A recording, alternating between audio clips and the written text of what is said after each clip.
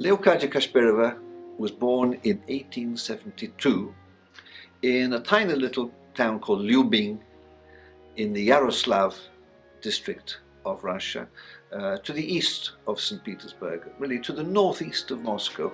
Her father was a retired officer from the army and really of very little significance in the story of Kashperova's life. But her mother was very, very important. Her mother was a very cultured lady who wrote poetry, and in fact Kashperova set some of her poetry to song for voice and piano later on. But her mother's most important role was as a guide for her daughter's musical education. She ensured that Kashperova was firstly sent to Moscow to a music school where she studied for many years and achieved a very, very high level, leaving there I think at the age of about 16.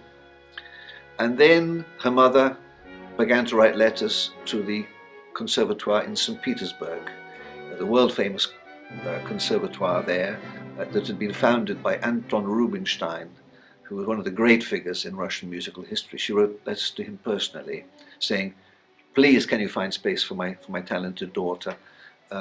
And space was found. In fact, she studied at the conservatoire for 10 years, composition and piano, and when she graduated she was in the elite piano class of the great Anton Rubinstein. I discovered recently, I knew the elite piano class was already itself an astonishingly good achievement, but I discovered recently from a newspaper cutting of a concert given by the group, the elite group, the newspaper cutting which was in the German community newspaper in St. Petersburg, published in German.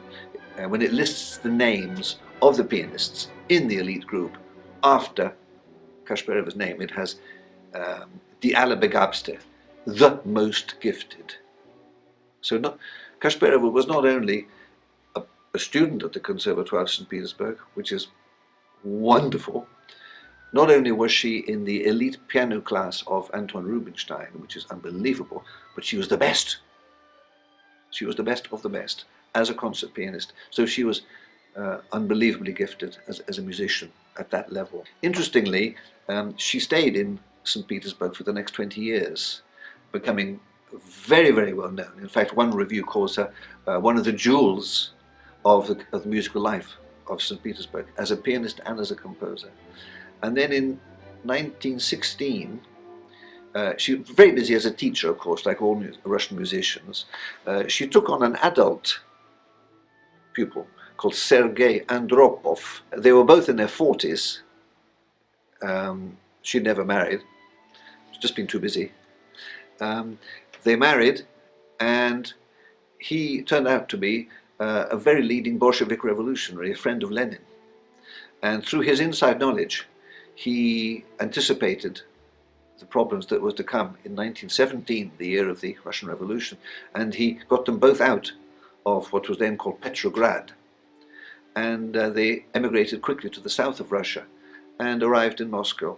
Now, after the Russian Revolution, none of her music was ever performed again. I can't explain it, but I think she was probably very lucky, she felt, to have escaped alive at such a turbulent time, and she occupied herself with some teaching and 1 or 2 piano recitals in Moscow for her last 20 years. But none of her music was ever played again. So when we're talking about now performing her music, we're talking about 100 years since her music was played anywhere. She came to London twice in 1907, and her music was very well reviewed. She was beautifully reviewed as a pianist, but she also brought music with her, some piano solos and a piano trio. But just in a nutshell, what we have at the moment that has survived is her symphony in B minor that was played by the BBC Concert Orchestra, and it's on YouTube. 2 cello sonatas of major importance that are going to be recorded soon by the new generation artists, cello and piano, sonatas number 1 and 2. There's a suite for piano solo called In the Midst of Nature, I've mentioned. There's a major song cycle called 12 Romances, or 12 Love Songs, divided into two groups, 6 Dreams and 6 Realities. And there are several individual songs as well, but much material has been lost. So you can imagine my delight a couple of years ago when I found an archive of some manuscript scores in Moscow, and I'm in the process, going to Russia twice a year at the moment, in negotiation with the archive to bring back, when I can, some new material. And Boozy and Hawkes, the publishers here, are greatly interested in publishing this music as it becomes available.